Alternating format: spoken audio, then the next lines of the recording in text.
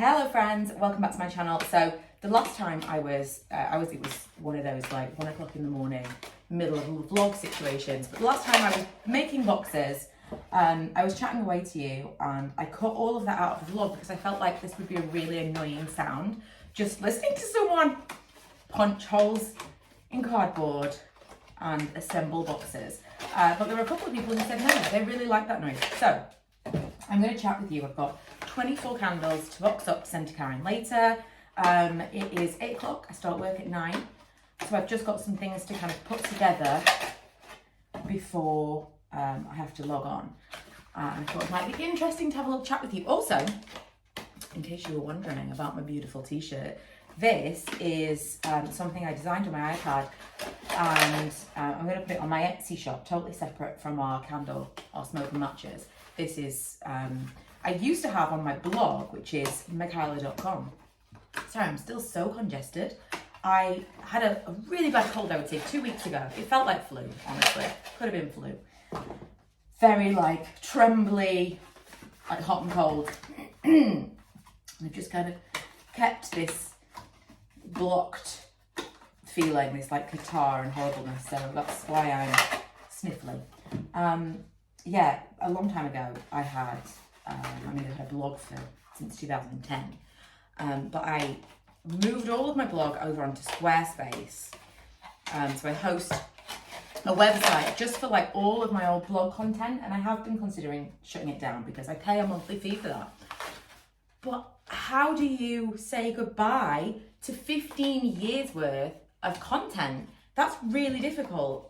I'm effectively at this point, I am paying a monthly fee for nostalgia because I never talk about my blog. I rarely update it. I actually fully updated it this past month so that it takes you to like a landing page that gives you some of my favorite blog posts, like the most popular ones, the ones that I was proud of. It gives you all the information about my many YouTube channels, and kind of other stuff. I need to put some more stuff about candles and things like that, and maybe post something on that front page about the Etsy shop. Because on my website, I used to have a Shop Michaela area, and that was my first foray into making a shop, making a website shop that was, I knew all of the rules about, I have all these terms and conditions and like policies and pop-ups that tell people how you use their data, stuff like that. So that was kind of my first little test run into running an e-commerce site, was this little part of my blog where I had a shop. And it was okay. There's not a lot of money to be made in drop shipping. So I designed things. I never had any stock, and it all was shipped by a company called Incredible, which is the same company that I use now. I've kind of got samples from different places, but they're the ones that I like the most. The problem with any kind of drop shipping is you really need to charge quite a lot of money to make money. And I just can't do it. Like, it doesn't, reasonably, I wouldn't pay what I would have to charge. As a consumer, I wouldn't pay what I'd have to charge to make it make sense. So like, the sweatshirts I use, I think they go up to, depending on size, because the larger sweatshirts do cost more money, so I base everything off that. I think they go up to around £12, and that might be without VAT. And then you've got other handling fees, and then if you use Etsy or any other site, you've got the fees that they take for the shopping service. Then you've got actual postage and stuff involved. It's, by the time you've added it all up, you really, to be making any kind of real profit, you'd have to be selling them for like £40 plus. And I just couldn't do that. I think at one point I was selling them for like £22. I think I was breaking even. So I stopped doing that, but a few people did ask for some of the designs that I'd done to come back. So I put them on Etsy, and same as with this t-shirt, I've made this for me. And I actually picked one of the more expensive t-shirt styles. So this is like, it's wider than usual. It's got a high neck. Let me show you in the light because I really like this. This is not like a sales pitch. because I'm actually explaining to you why this was not the right choice if you wanted to make money. It's a strange cut. So it's not cropped, but it's just long enough, you know, covers everything you want it to cover. It's just long enough Feels oversized, but it's not like to my knees because I am short in the torso. So usually an oversized t-shirt can be like really long. It's nice and long in the arms and kind of like, again, flattering, really comfortable. But then here, it's fitted and slightly high neck. So it doesn't look like you're wearing a t-shirt that's too big for you. It looks like this is the style of the t-shirt.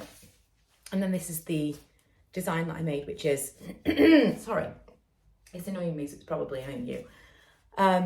I put it on like an ombre peachy colour, but this is all like ZZZ. This is supposed to be the sun. There's each individual, like there's little hand-drawn swirls in all the detail. This says Just Tired, which is kind of like my brand. Then I've got, this is an eye. These are coffee beans. This is the moon phases down the side. This is obviously more moons, more squiggly things. This is supposed to be like disco because this is me at night. This is why I'm so tired, because this is my mind at night. And this is in the morning, I'm so tired. Moons, eyes, you know, you get the picture. I wanted it to be kind of like a band t-shirt style, but somewhere between that and, you know, like surfer type stuff. I love that.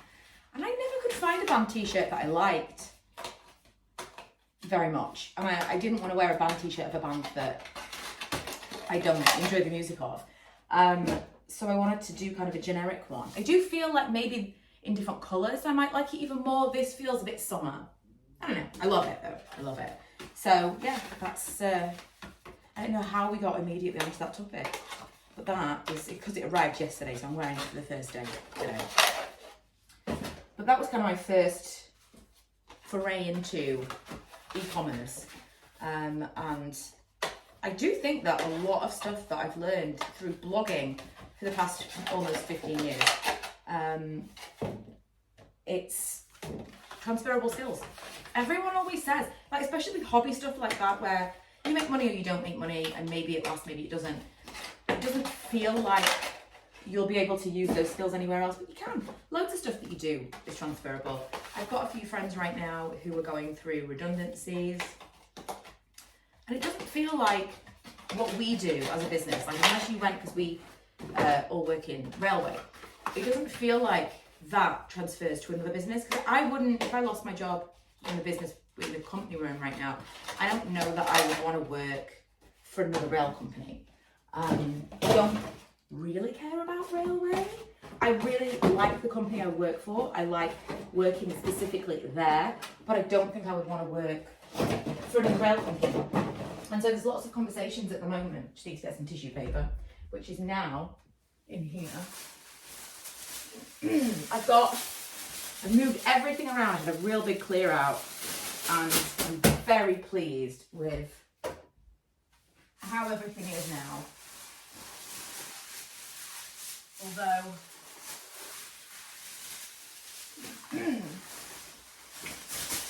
that's a little bit difficult to get to, but for as often as I really need it, realistically, it's fine. There's going to be even more rustling now. Oh, I need to get, what are the labels? I need to get the labels out so that I know, just had them, which ones I'm boxing up. I literally just, oh there they are, had them in my hand. So I'm going to do vanilla mint first. Let's not lose track. What was I even talking about? Not a clue. Oh, I was cleaning up. Like everywhere in this particular room has been such a mess for the longest time. Because we've been prepping for Christmas since August, and I just feel like it's been taking over my house. And this past weekend, I had a big clear out, got rid of so much stuff, and apart from today, when I'm sorting all this stuff out pre-logging on for my day job, I need a cloth. Sometimes these jars need a little cleaning up before they get packed away, because there's just little bits of remnants of wax. All depends on whether or not I've labelled these before or after pouring. If I've labelled them before, then I need to make sure that I have cleaned them all up before I put them in the box. Otherwise, I do it before labelling them. So yeah, I had a major clear out, and everything is so much more organised. I feel like I can get ready for Christmas now, because although I am usually an early Christmas person, and I did get my tree out in October, and everyone was like, oh my God, you can't do it, it's too early.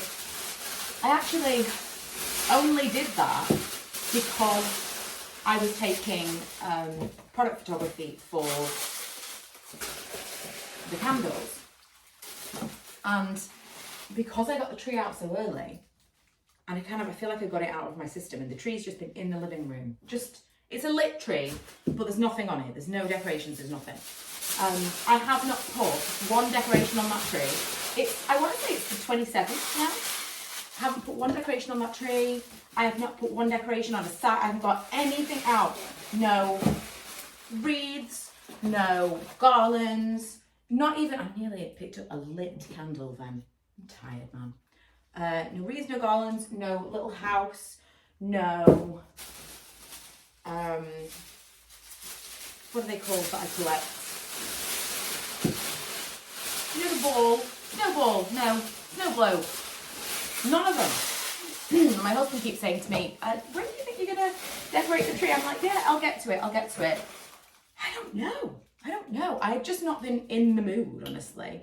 And I think it's because I was all burned out on Christmas, and I felt like everything's everywhere.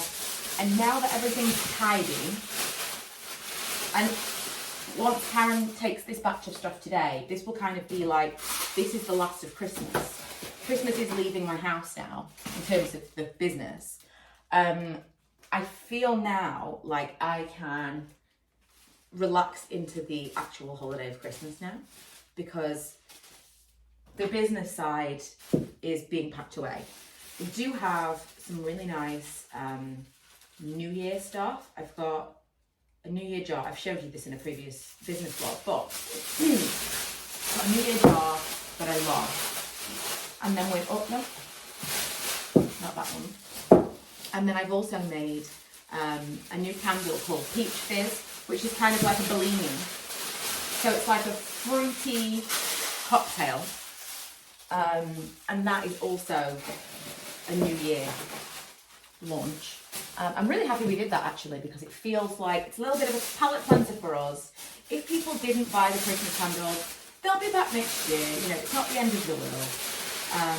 We have an amazing sales period for Christmas. Like, could not have imagined.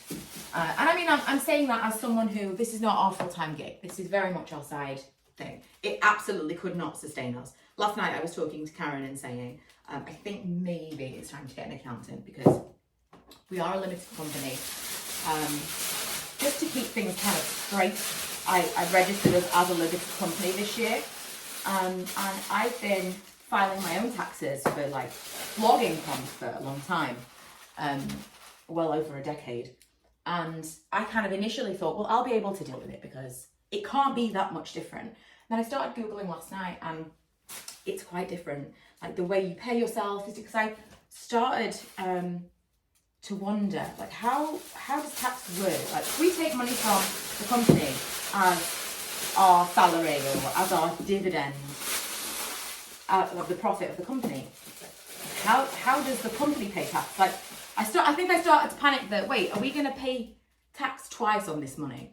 And kind of yes.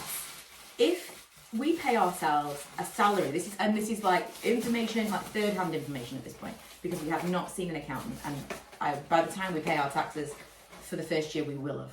But this is kind of how I've understood it. If you pay yourself a salary from a limited company, then that money that is taken out of the company is an expense of the company. So the company doesn't pay tax on that salary, because you will then be taxed on that salary as the individual that receives that money. So in that instance, as I understand it, the company does not pay tax on the money they earned, because that's a deductible expense. The salary is not part of the company profits, because it's not a profit, it's money to run the company by paying the employees, which would be me and Karen. However, if we take dividends, which is what we've been doing, just taking money as and when we're able to, that is money that we will have to pay tax on before that money comes out. And then, because we do have other jobs, I think that usually directors take dividends as a bit of a tax evasion thing, because usually that's not in addition to other income. But because we do have other income, we're going to get taxed on that the same as we would our normal income. And as a business, we will also have to pay tax on the money that came in. It's not actually a good thing. And I didn't know what I was doing. So far, we've probably cost ourselves a chunk of cash in not knowing that. And so I was talking to Karen yesterday and I said, you know, I think it might be worth spending some cash so that we don't accidentally cost ourselves even more. Plus, obviously we don't want to get into any trouble. But, I mean, tax is already so... I pay 2 lots of national insurance because I'm employed and self-employed. So I pay self-employed national insurance, which is not a percentage, it's just a fee, it's just a flat amount.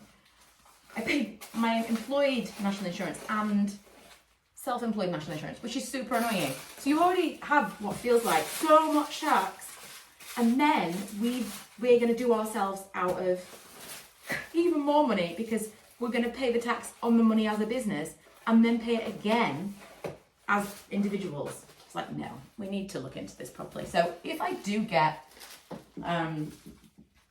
to understand it a little bit more, if I get some advice and, you know, after we've actually done our taxes next year, I'll try and share some of that information, because I used to get so upset about tax because I couldn't understand it. I get it now, because as a sole trader, which is what you would be if you were just an individual earning money like YouTube and stuff like that, you pay taxes like 1.5 years.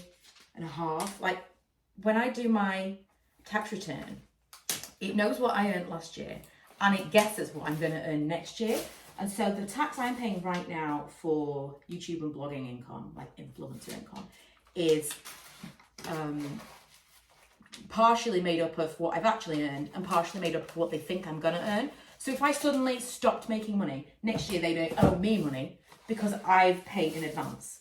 And that was so difficult to get my head around because they behave, you know, like if you can't pay your tax bill immediately, they behave as if it is money you owe them, which technically it is, but you haven't earned the money yet. It's not the same as regular employed income tax because you're getting that tax as you earn the income. With this, they're assuming. And it is so that next year you don't suddenly have loads more money to pay. It does work out, you know, it all works out for you and whatever. But that was so hard to understand initially. Tax is not fun. So I did think, once we were talking about that last night, I thought it would probably be quite interesting to share with you guys how that all works. But I'm still registered as a sole trader in terms of, and so will Karen be, in terms of like, that's how we will declare our employed income. So previously, Karen also had an Etsy shop where she sold handmade stuff. And so she would declare, you know, you put in all of the, this is what I've earned as an actual employee versus this is what I've earned additionally through other means, which is like Etsy for me, YouTube, other stuff. I feel like I have more labels than candles, and that's never a good thing. That makes me nervous. That makes me like, I've either booked the wrong thing. We'll see. I'll count them all up at the end. But yeah, I'll now be doing our tax. Oh, here we go. It's the wrong label. That's Christmas Town. We have the exact right amount of labels, which is a fail-safe I like to have. I'll put out the exact right amount of boxes, the exact right amount of labels, and then at the end, if I've got something left, I know something's gone wrong. Oh, do you know what? They are the straightest labels, quite possibly, I've ever done. Often they're a bit wonky. If you bought candles from us, you will know. Quite wonky. Also, this might be interesting from the previous vlog that I did when I was talking about this is quite a time-consuming part.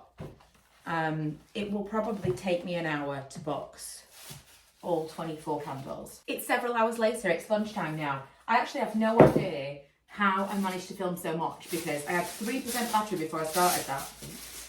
And when it died, I was like, oh yeah. Literally just picked up my phone, decided to start filming a little kind of chat with you without thinking at all about the fact that I had no battery. So that 20 minutes was a gift. I did think when my phone died, I was like, oh, that's gone now. And then like half an hour later, the video appeared. The magic of technology. Anyway, I kind of feel like that's probably enough rambling. I have heard back in the meantime from one of the accountants that I spoke to, so that's good. I swear, it's the kind of thing that I lose sleep over, which it should be a positive thing that we're at a stage where we need help with that.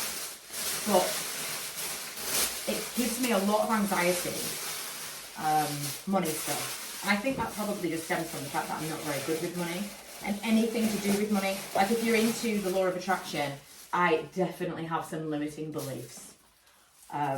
If we're going to talk about like what I think I can achieve, and that is because I'm scared. I'm scared to earn more money, because to me, that brings its own set of challenges that are scary. It means that, hang on.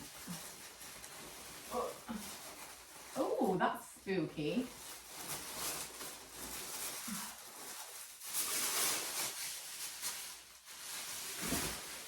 That is super spooky. The extractor fan, which I've never really noticed in there, was just moving on its own, and the extractor fan is not on. Why was it moving by itself? I don't know.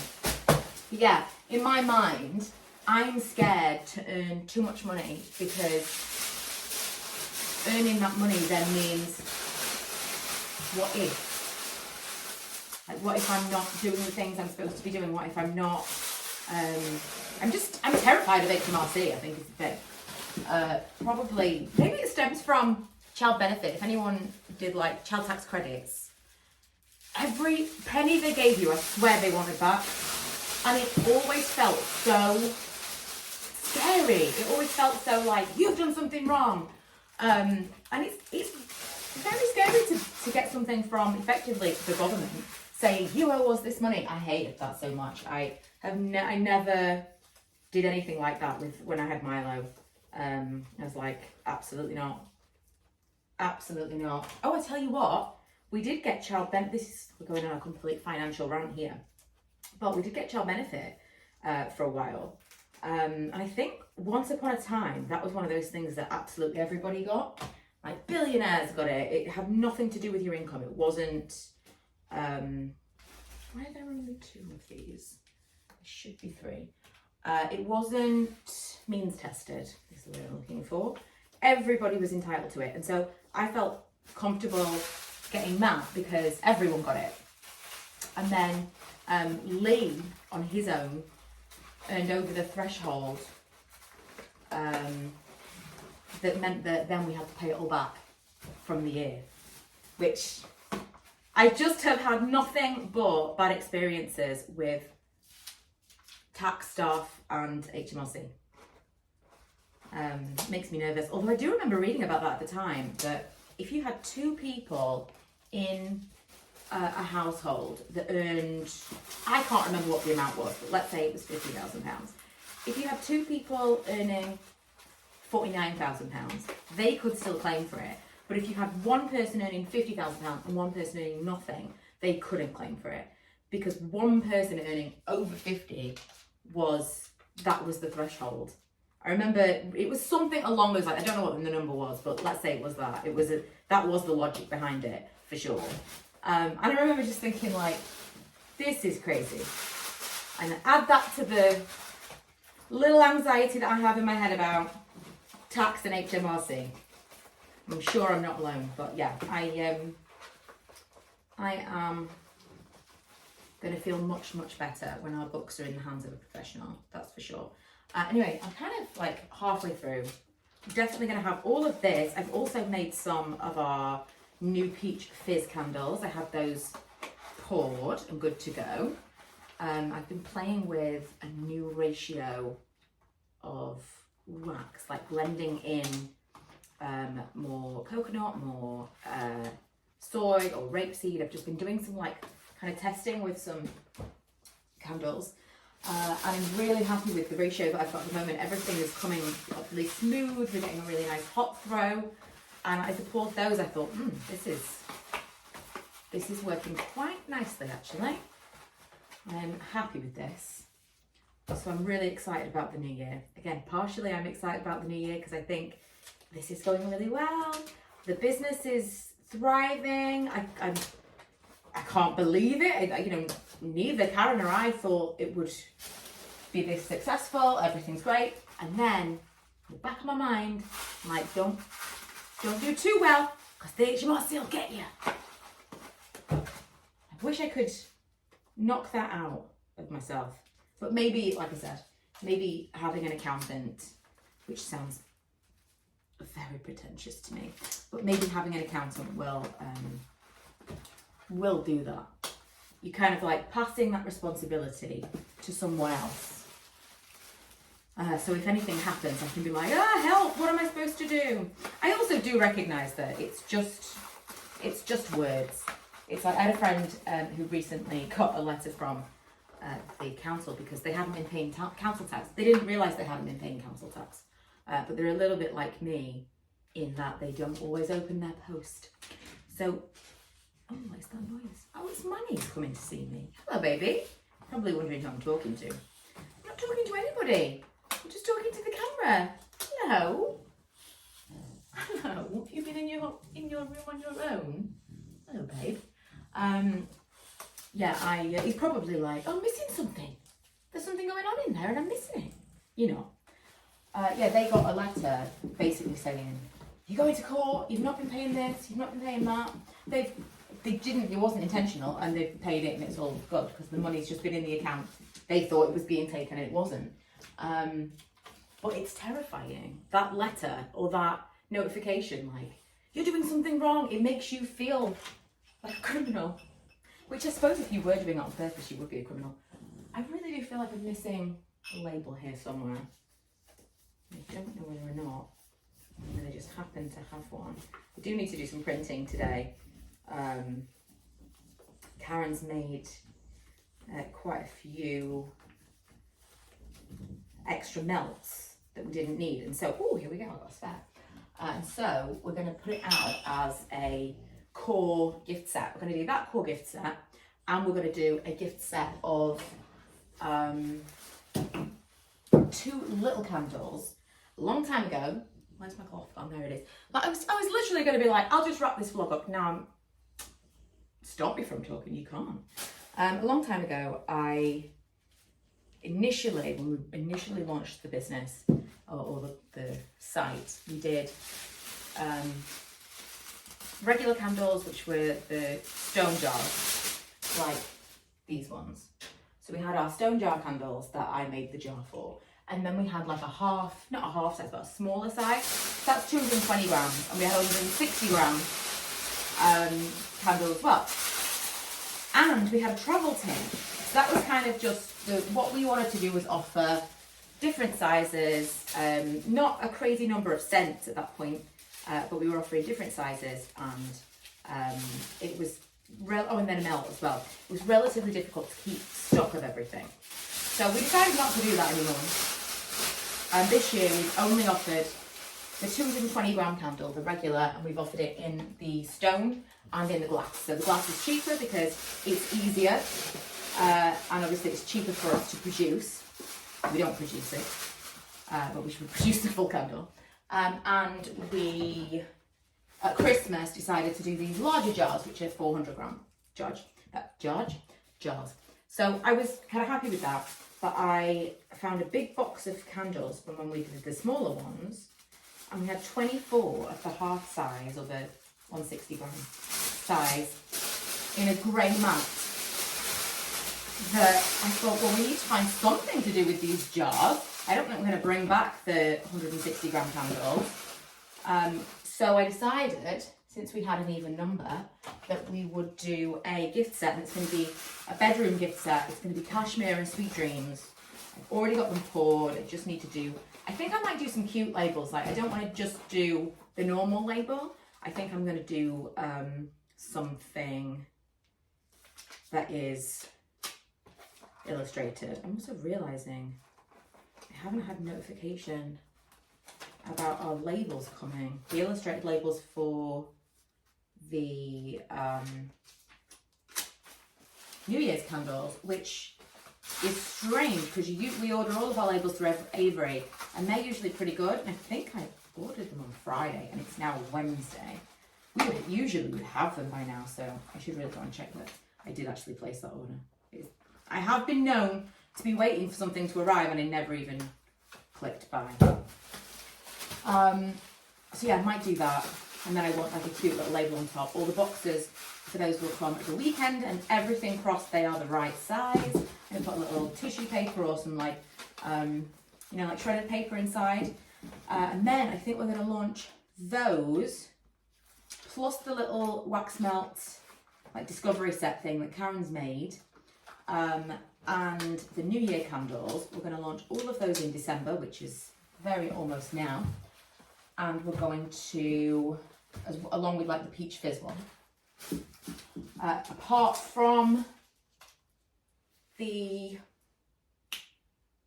New Year, which we're only making 25 of, it's like a one and done batch, and they're all going to be numbered, which is going to be super cute. I was thinking, let me know what you think. I mean, if you're still watching at this point, you might be stuck under something heavy, but let me know what you think. My plan was everyone's going to get a numbered candle, so you know you've got one of 24. It feels special. They're only 24. They're all completely unique. The jars were made by me, and there will be no two jars that look the same. So there's that.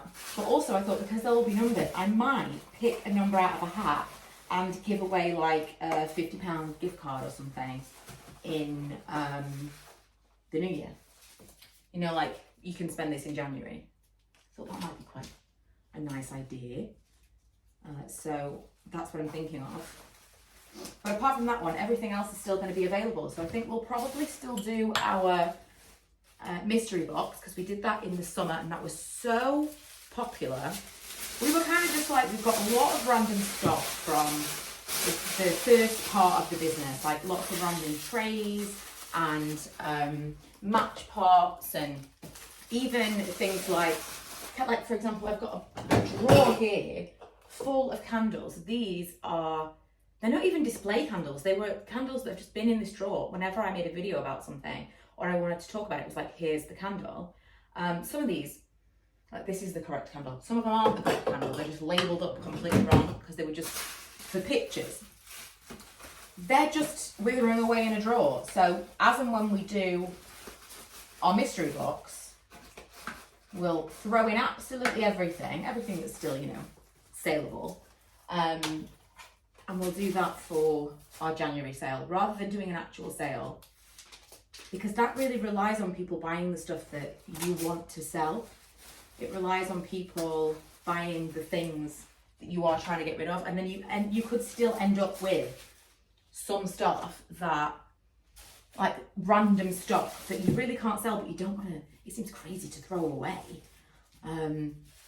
And you can't keep it for the next year. Obviously, all of our friends and family have got more things than they know what to do with to begin with. So I think the mystery box works best for us for that reason, because we can decide how to disperse the kind of overstock without feeling like, without feeling like you're left with one particular thing. Although we do obviously learn from each season what sells, what doesn't sell, what works. And I think we might also start doing something where we send out a feedback sheet, because we'd love to know from people, like what is it about this thing? Is it something to do with the label? Like with these ones this year, the Christmas ones have done so well, and half of me thinks, is it just the label is so different? We originally started the whole line with quite funky writing on our labels, and pretty quickly I decided to go a plainer route. Not because I preferred the writing, but because it was much easier to like if we decided on a name for the candle, it was much easier to make it work with the font that we now have than it was with the original font, because some of the larger, like the longer words were like, I don't even know how I'm going to make this work. I don't know how I'm going to fit this on a label. So that was the 100% of the reason. I also kind of felt like the writing that we have on our labels now is a little bit more, like, it doesn't tell you anything about our brand. I don't know if that's a good thing or a bad thing, because I kind of think of it like Ella was looking for a car recently. This is my daughter who's 19. She's looking for a car. She's got a driving test. She wants to drive. And she's saying to me, you know, what do you think about XYZ car? And I said, for me, now, from my personal experience as a woman driving in the world, I want to drive a car where nobody knows who is driving that car. If you don't see me, you don't see the back of that car and think, woman driver. You don't see the back of that car and think, that's a young girl. You want a car that is, I suppose nondescript would be the right word, but that's not really the word that I want to use to describe our candle labels, but something that doesn't tell you, that is not an indicator of the person who would buy the candle in this instance. I feel like it's mass appeal, I suppose, is the best way of putting it. Anyone is going to like it. It's neutral enough that it will go with other people's decor, especially because for the most part our candles are in clear glass jars with no colour. The label is white with black writing. It's totally neutral, so the only choice you're making really to reflect you is the scent. Everything else is just goes. And I do like that. I think that works for all of the reasons I've just said, but I also think there's something a bit boring about it. And if you go to Bath and Body Works, it used to be that they would have, you know, this is the scent of this and this is the label for this. And in recent years, they've offered the same scent in like 4, maybe even more, different jars with different, I'm quite certain they've sold the same scent under a different name the same year. They've got the same scent in a different jar, with a different label, with different writing on it, because that scent is one of the ways that you would try to appeal to the customer, especially because they're selling in person, so people are picking them up and smelling them.